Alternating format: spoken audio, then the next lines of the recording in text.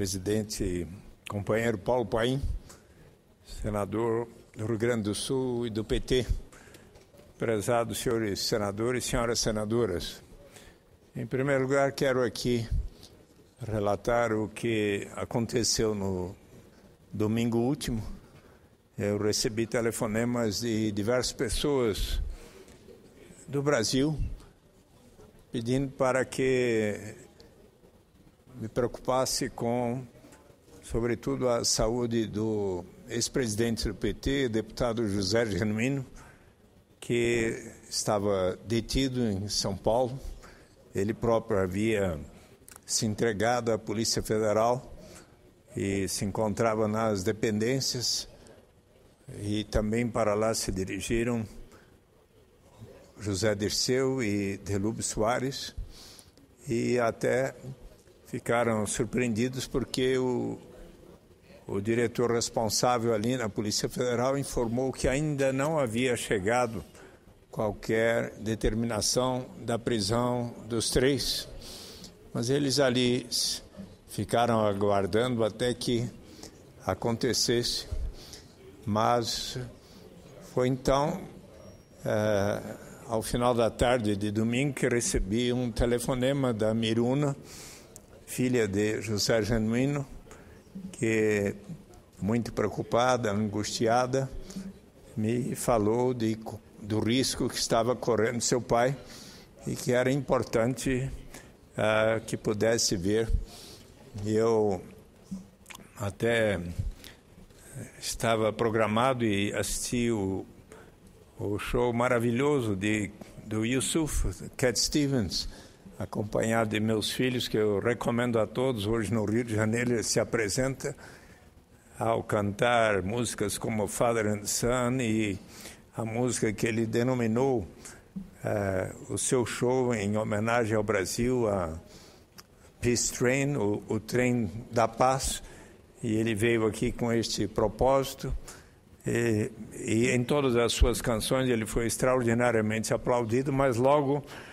a seguir ao show eu tentei falar com o ministro da Justiça, José Eduardo Martins Cardoso. Acabei falando com a sua assessora Simone, que me informou das providências que o ministro tinha procurado tomar, inclusive de providenciar que um médico houvesse visitado o Genuíno e verificado das suas condições de saúde, e também estava preocupado com a transferência que iria acontecer, pois José Genuíno, José Dirceu e Delúbio Soares foram encaminhados por avião até Belo Horizonte para depois virem a Brasília. Em Belo Horizonte, outros detidos entraram no avião, explicaram que todos os servidores da Polícia Federal, seja em São Paulo, seja quando eles chegaram aqui no complexo da Papuda, e inclusive os outros detentos, tiveram uma atitude de muito respeito e civilidade para com os três, a ponto de os detentos aqui, quando eles chegaram, terem oferecido a eles, isso no domingo, né, terem oferecido a eles os lençóis e compartilhado a alimentação, um gesto, obviamente, de civilidade e humanidade. E então eu disse que procuraria visitar, como assim eu fiz ao final da tarde de segunda-feira, onde eles já estavam sendo transferidos de um lugar ali do complexo da Papuda para o outro lugar, que é o centro de reeducação ali do CIR, o chamado CIR, Centro de Integração e Reeducação, no complexo da Papuda, onde conversei com eles por algum tempo. Eu solicitei e agradeço ao senhor diretor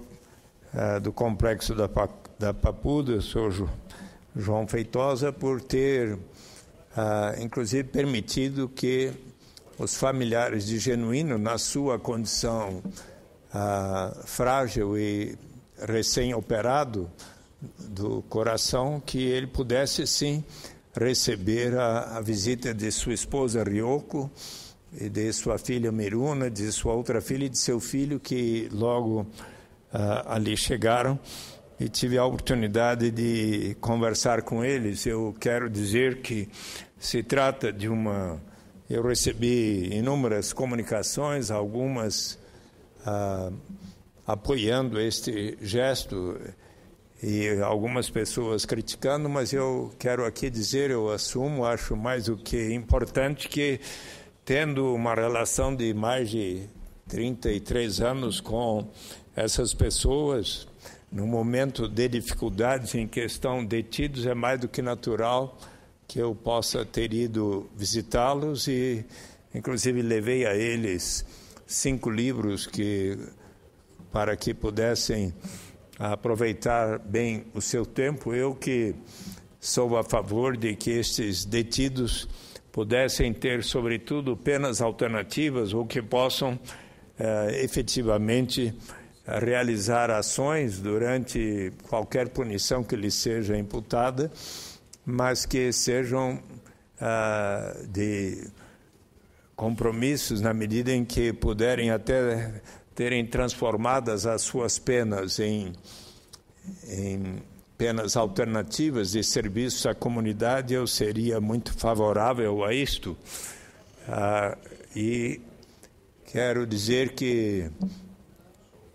José Genuíno nos relatou que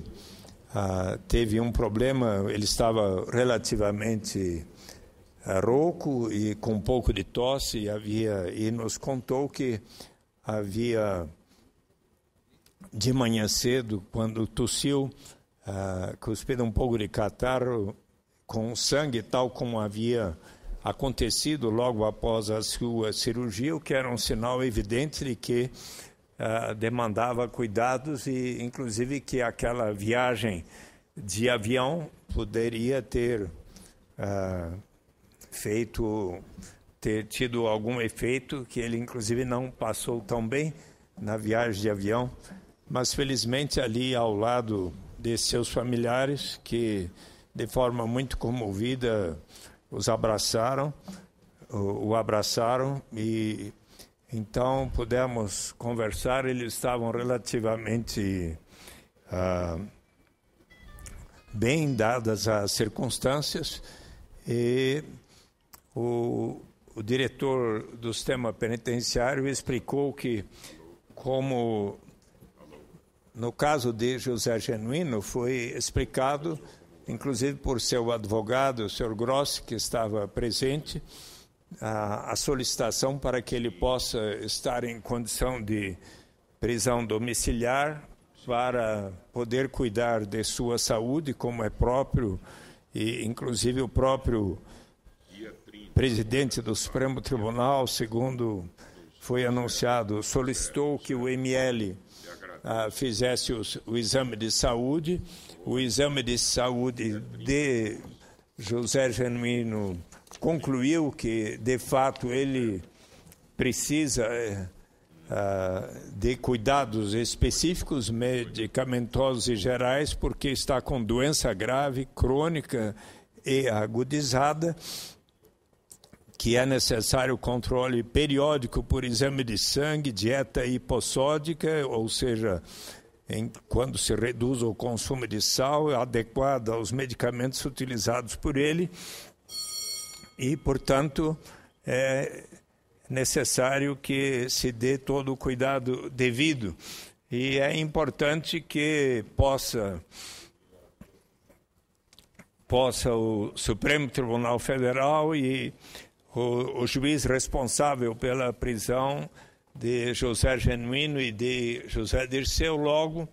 definir o local onde vão cumprir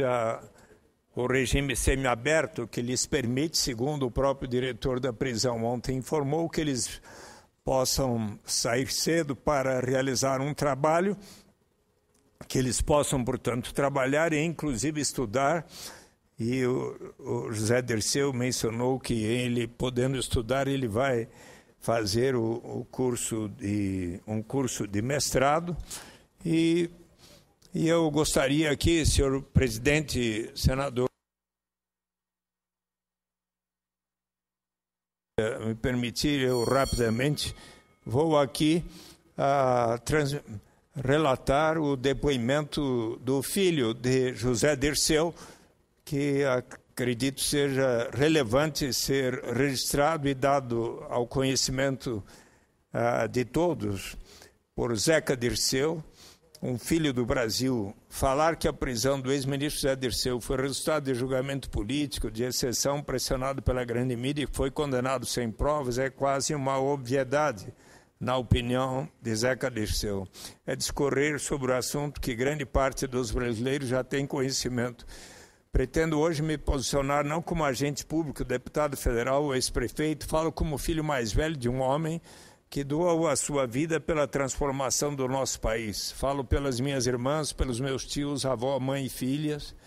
num momento em que a nossa família está sofrendo muito. Meu pai tem 67 anos, nasceu em Passa Quatro, interior de Minas Gerais, ativista estudantil, obcecado pela luta democrática. Depois de ter sido exilado em Cuba, ficou refugiado clandestinamente no interior do Paraná. Quando conheceu, se casou com minha mãe Clara. Tenho 35 anos e sou fruto desta trajetória de meu pai. Tenho plena convicção sobre a sua inocência. Quando sou questionado sobre o mensalão, sempre digo que não é da natureza de nenhum filho condenar o próprio pai. Quem já teve a quem ama muito pensa nessa situação de fragilidade, com certeza compreende o que eu estou falando. Especialmente quando o direito de liberdade é retirado de quem sempre buscou um país onde todos fossem verdadeiramente livres, política e socialmente, mesmo que para isso precisasse sacrificar a convivência com a sua própria família, como foi o caso de meu pai. Estou me sentindo como a minha avó se sentiu há décadas quando viu seu filho preso, torturado e expulso do país pela ditadura militar.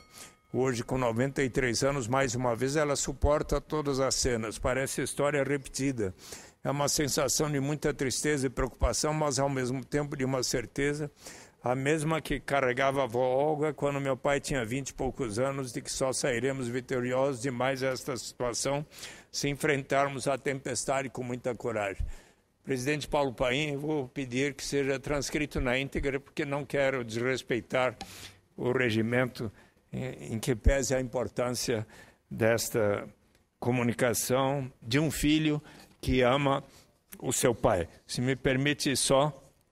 dizer as suas últimas palavras, e nós vamos continuar defendendo a democracia e os direitos igualitários, dando sequência a essa bela história moldada desde a década de 80, com humildade, mas também com muita garra. Não deixaremos a nossa estrela parar de brilhar. Peço a transcrição na íntegra dessa comunicação, senhor presidente. Na forma do regimento.